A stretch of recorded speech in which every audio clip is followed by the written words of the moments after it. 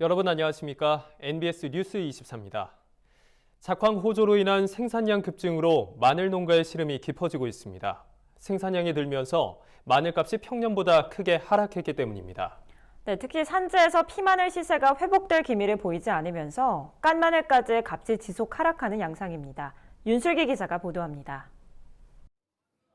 깐마늘 도매값이 생산량 증가로 하락세를 면치 못하고 있습니다.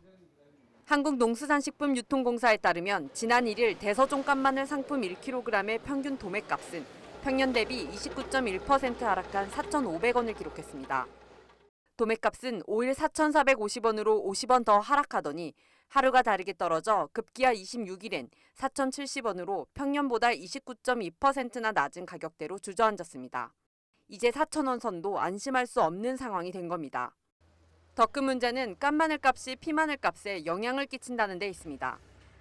탈피 작업을 하는 깐마늘 공장의 작업 공정비는 일정하기 때문에 깐마늘 값이 하락하면 공장들은 값싼 피마늘을 찾게 됩니다.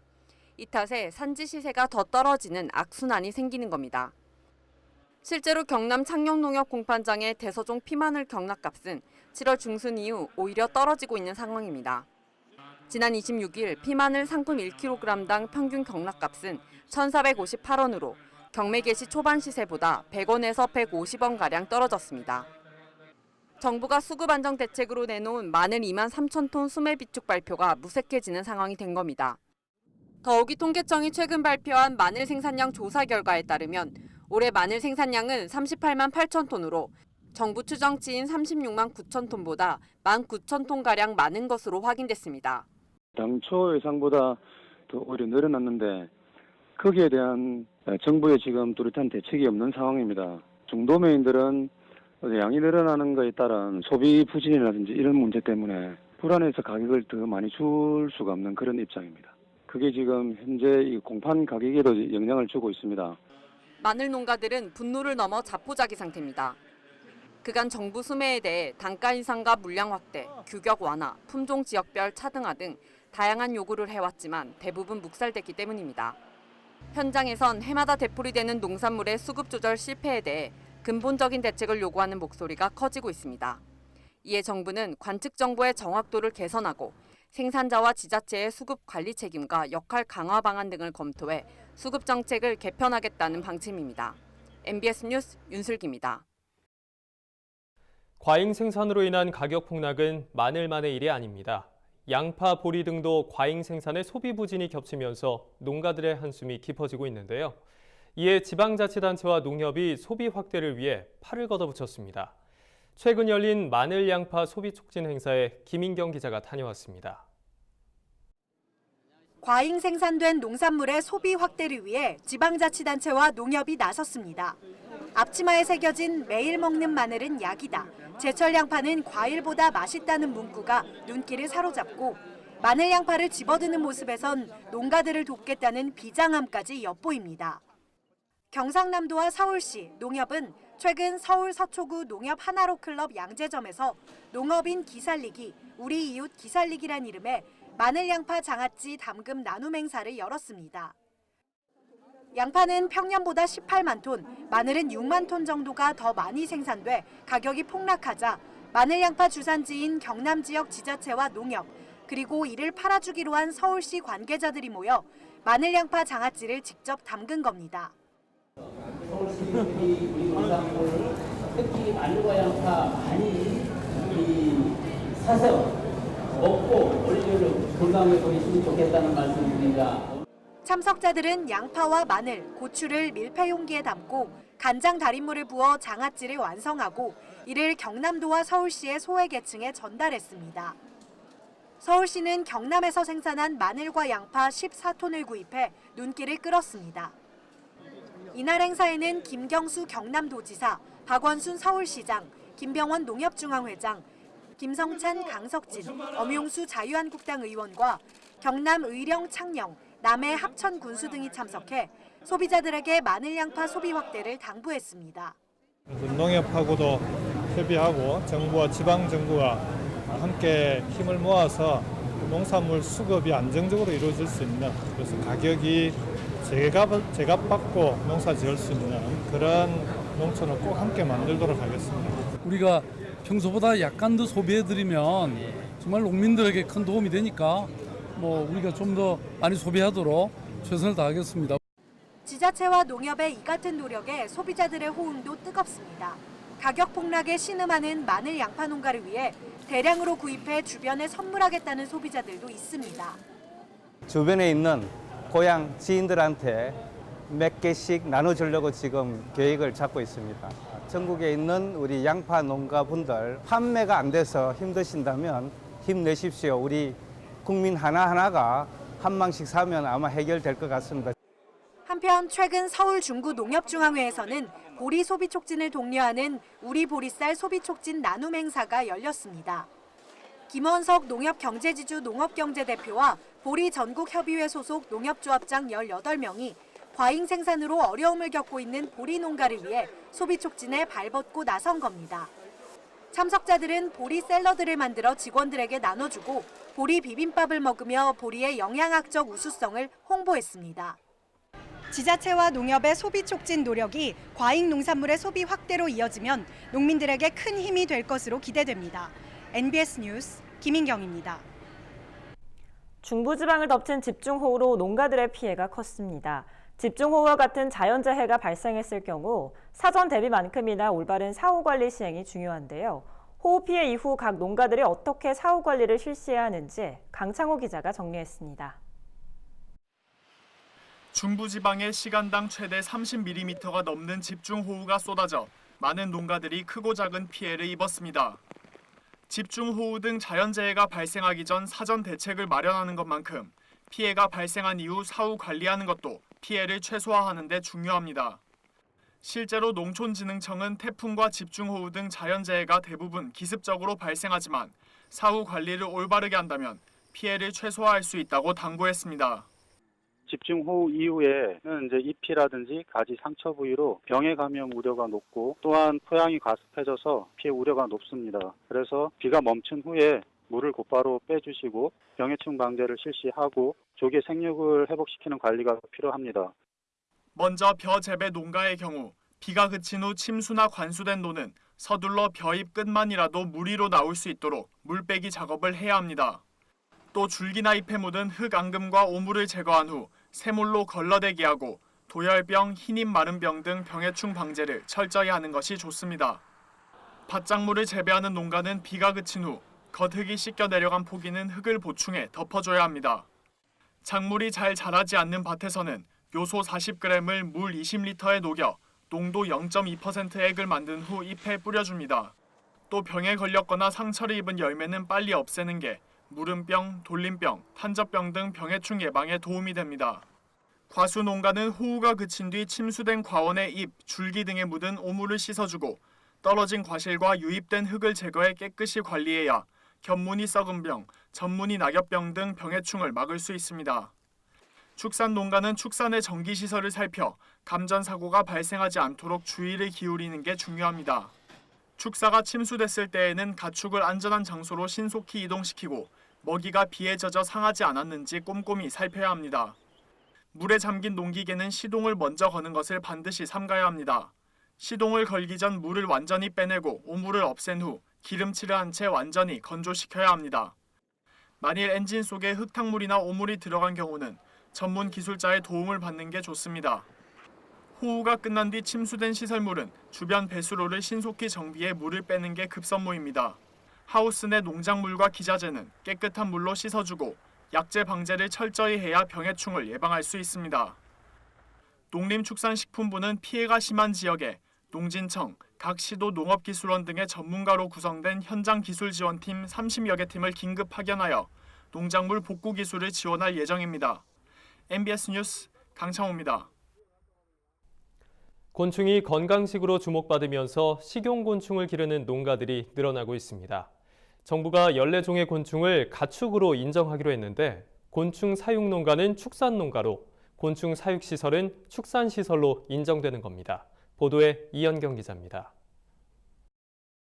식용곤충을 기르는 농가들이 소나 돼지 등을 사육하는 축산 농가처럼 지원을 받을 수 있는 길이 열렸습니다. 농림축산식품부는 축산법 관련 고시를 개정해 25일부터 곤충도 가축으로 인정한다고 밝혔습니다.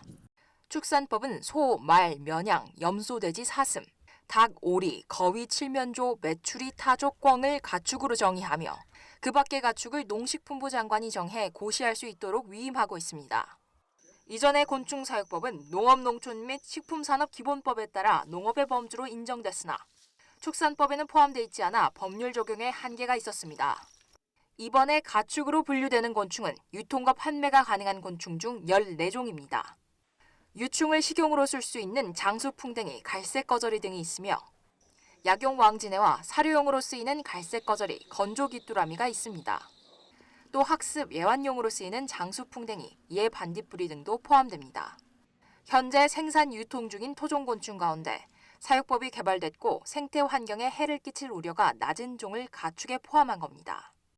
곤충 사육업이 축산업에 포함되면서 곤충 사육 농가들은 기존의 축산 농가가 보는 혜택을 누릴 수 있게 됐습니다. 예를 들어 2년 이상 영농에 종사한 사람 또는 후계 농업 경영인이 농업용으로 직접 사용하기 위해 곤충 사육용 축사를 짓는 경우 취득세와 지방교육세를 50% 감면받을 수 있고 농어촌 특별세는 비과세 혜택이 있습니다. 또 산지에 곤충 사육시설을 설치할 때 3만 제곱미터 미만은 산지 전용 허가를 받을 수 있습니다. 다만 곤충 농가의 축협 조합원 가입에는 시간이 더 소요될 예정입니다. 조합원의 가축 사육 기준을 명시하고 있는 시행령을 개정해야 하기 때문입니다. 농식품부는 현재 개정안 마련을 진행 중이며 올해 안에 개정안을 내놓을 계획입니다. 또한 시행령 개정은 이르면 내년 초 이뤄질 전망이라고 밝혔습니다. 생태 우려 같은 것 때문에 이번에 이제 토종 곤충 중심으로 들어가게 됐는데요. 외래 기원 곤충에 대해서는 저희가 안전성 확보에 대한 근거 이런 거를 좀 준비를 지금 하고 있는 상황입니다. 이게 이제 준비가 되면 관계부처하고 협의를 하고 가축에 포함할 수 있도록 진행을 해 갈 예정인데요. 곤충 사육업이 축산업으로 인정받으면서 곤충을 활용한 보다 다양한 식품도 등장할 것으로 예상됩니다. 또 이번 지원이 국내 곤충 사육 농가들에게 힘이 되고 곤충 산업 발전에도 도움이 될 것으로 기대됩니다. NBS 뉴스 이연경입니다. 다음은 지역 뉴스입니다. 충청북도가 농특산물 판매 활성화 우수 시군 평가 심사를 실시합니다. 심사 대상은 도내의 10개 시군 10개 축제입니다. 도는 최우수 1개 시군에 7천만 원, 우수 1개 시군에 5천만 원, 장려 2개 시군에 각각 3천만 원의 사업비를 지원합니다. 평가 기준은 농특산물 판매액과 판매액 증가율, 홍보 및 판매 우수 사례 등이며 농업 관광 관련 전문가로 구성된 5명의 평가위원이 심사합니다. 전라북도가 주최하고 전라북도 농어촌 종합지원센터가 주관하는 제2차 전라북도 귀농귀촌 상담 홍보전이 지난 26일부터 27일까지 이틀간 대전 컨벤션 센터에서 개최됐습니다. 이번 행사에는 도내 귀농귀촌 정책을 펼치고 있는 모든 시군이 참가해 도시민들에게 귀농귀촌에 필요한 정보를 제공했습니다. 도는 다양한 귀농귀촌 지원 정책을 알리고 향후 다각적으로 수요 영역을 확대하기 위해 대전, 광주 등 전북도 인근 대도시를 집중 공략할 예정입니다. 충청남도는 잦은 강우와 고온에 안전한 비가림 터널하우스형 인삼재배 시설을 대중화할 계획입니다. 도내 일부 인삼농가는 2016년 전국 최초로 이 시설을 도입해 인건비 절감으로 인한 생산량 증가 효과를 보고 있습니다. 해당 재배시설은 인삼 뿌리 썩은 병 등 각종 병해충을 방지하고 고온 피해를 막기 위해 개발된 하우스로 빗물 침투를 막을 수 있는 청백색 차광지를 사용했으며 설치비도 기존 시설과 비슷합니다. 또한 이 시설이 도내 인삼농가에 보급되면 해충 방제 소독제 살포 80% 이상 감축, 고온 피해 방지, 노동력 70% 이상 절감, 무농약 재배 등이 가능할 것으로 기대됩니다. 경상남도 농업기술원은 최근 시군 농업기술센터 병해충 예찰 담당 공무원 등 30여 명이 참석한 가운데 제1회 농작물 병해충 예찰 방제 협의회를 밀양시 농업기술센터에서 개최했습니다. 이날 협의회에서는 지역별로 발생되는 해충 예찰 계획을 수립하도록 했으며 중국 현지 조사 결과 멸구류 발생이 증가하고 있어 사전에 대응해 나가기로 협의했습니다. 특히 핵과류 자두곰보병과 사과배 화상병, 벼 먹노린재, 열대 거세미 나방에 대한 주의보를 발표하고 각별한 주의를 당부했습니다. 농민들이 안정된 노후를 맞이하려면 어떤 준비가 필요할지 함께 고민해보는 100세 시대 노후 재테크 시간입니다. NH투자증권 100세 시대 연구소와 함께 농민들이 꼭 알아둬야 할 노후 재테크 요령 함께 알아보겠습니다. 네, 오늘은 연금저축 가입 시 결정해야 하는 사항들에 대해 알아보겠습니다.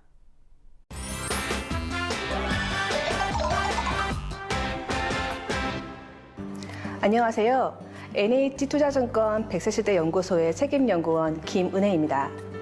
오늘은 연금저축 가입 시 결정해야 하는 사항에 대해서 알아보겠습니다. 연금저축 가입 전에 꼭 기억해야 할 것은 바로 연금저축이 장기 금융상품이라는 것입니다. 따라서 연금저축은 최초 가입 시 납입금액, 납입기간, 납입 방식을 정해야 하는데요. 연금저축에 납입할 수 있는 금액은 연간 1,800만 원까지 가능하지만 본인의 목표 연금액과 소득, 재무 상태 등 납입할 수 있는 여력을 충분히 고려해서 가입하는 것이 좋습니다. 그렇다면 연금저축 납입 금액은 어떻게 결정해야 할까요? 우선 국민연금과 마찬가지로 연금저축은 가입 시점이 늦을수록 노후준비 자금에 대한 부담이 높아집니다. 예를 들면 60세에 연금 3억 원을 받고 싶은 분이라면 연수익률 3.5%를 가정할 때 20대에는 매월 30만 원씩 적립해야 하지만 40세에는 매월 90만 원, 50세에는 매월 220만 원을 적립해야 할 정도로 부담이 높아집니다. 따라서 연금저축은 빨리 가입할수록 목표 자금에 편안하게 도달할 수 있습니다. 연금저축의 종류는 금융기관에 따라 연금저축 신탁, 연금저축 펀드, 연금저축 보험으로 구분되는데요. 금융감독원 연금저축 통합공시를 이용하면 연금저축 유형별 주요 연금 상품, 그리고 그에 대한 수익률, 수수료율, 현재까지 해지되지 않고 남아있는 계약 유지율 등 다양한 정보를 비교해 보실 수 있습니다. 연금저축 펀드 가입 시 주의사항입니다. 펀드 투자 경험이 부족한 분들이라면 어떤 펀드를 선택해야 할지 어려움을 겪을 수 있는데요. 이럴 때는 금융회사에 직접 방문하셔서 본인의 투자 성향을 점검한 뒤에 금융회사에서 제공하는 투자 성향별 연금펀드 포트폴리오에 따라 투자하는 걸 추천합니다. 연금은 장기금융 상품이므로 목표연금 수령액, 소득, 재무 상태에 따라 납입 금액을 결정해야 합니다. 연금저축의 수익률은 운용사와 상품 종류에 따라 다를 수 있으므로 가입 전 금융감독원 연금저축 통합공시를 살펴보시는 게 좋습니다. 펀드 투자 경험이 부족한 분들은 각 금융회사를 직접 방문, 투자 성향별 연금펀드 포트폴리오를 확인한 뒤에 연금저축 펀드 가입을 권장합니다. 다음 시간에는 연금저축 관리 및 수령 방법에 대해서 알아보겠습니다. 감사합니다. 저희가 준비한 소식은 여기까지입니다. NBS 뉴스 24 마칩니다. 함께해 주신 여러분 고맙습니다.